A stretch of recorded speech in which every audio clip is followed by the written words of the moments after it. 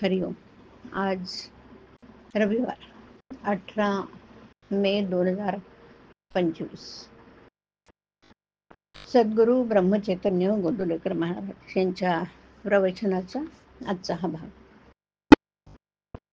वृत्ती भगवंताच्या ठिकाणी स्थिर ठेवावी. ऐकूया त्यांचे विचार. माझा देह परमार्थाच्या आड येतो हे म्हणणं खरं नाही. तो मदत करतो किंवा आड येतो या दोन्हीत विशेष तथ्य मानू नये. माझी वृत्ती कुठे गुंतते ते पाहावं.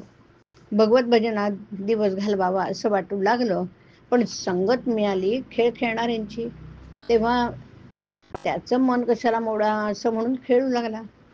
भगवंताच्या स्मरणात राहण्याच्या वृत्तीपासून ढळू लागला, तर मग कसं होणार?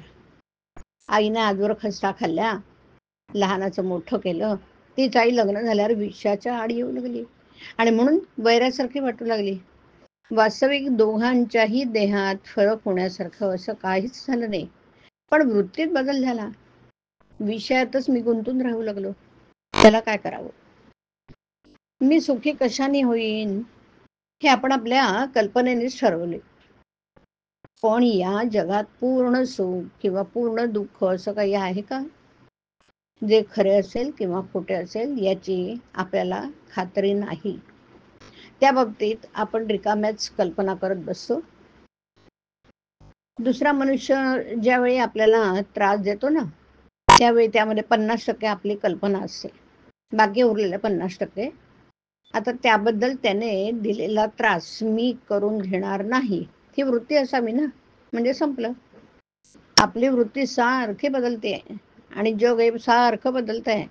त्यामुळे अमुक परिस्थितीमुळे सुख किंवा अमुक परिस्थितीमुळे दुःख होतं हे वाटणं खरं नव्हे.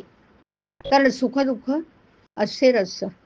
शास्त्रांचे नियम हे वृत्तीला स्थिर करतात. भजन, पोथी वाचन, मंदिर बांधणं वगैरे गोष्टी वृत्ती सुधारण्यासाठी न केल्या तर ती नुसती करमणूक होते. त्यापासून खरा फायदा होत नाही. आगगाडी रोज काशीला जाते, पण तिला काही काशी यात्रा घडत नाही ना. यात्रा घडते ती आतल्या बसलेल्या लोकांना. गंगा स्नान, विश्वेश्वराचं दर्शन वगैरे आतल्या लोकांना घडतं. त्याचप्रमाणे देहाने नुसता पूजापाठ वगैरे करून परमार्थ घडत नाही. आपली वृत्ती भगवंताच्या ठिकाणी चिकटली पाहिजे.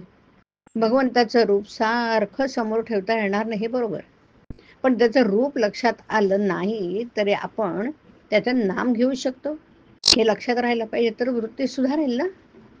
आपल्या डोळ्यात अगदी बारीक कण गेला तरी तो खुपतो की नाही, त्याही पेक्षा वृत्ती सूक्ष्म असते. ती भगवंतालाच कळते.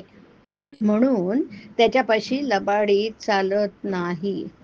विषयाचा भोग आला असा जो त्याच्यामध्ये गुंतत नाही त्याच्यावरच भगवंताची खरी कृपा झाली असं समजावं. भगवंतापासून वेगळं न राहणं, त्याचं विस्मरण न होऊ देणं, त्याच्या स्मरणात राहणं, त्याच्या नामात राहणं, यात खरं समाधान, शांती आणि सुख आहे. वृत्ती स्थिर होणं, शांत होणं याचं नाव समाधान, आणि भगवंताकडेच वृत्ती सारखी राहणं याचं नाव समाधी. हरिओम. हरिओम तत्सत. हरिओम.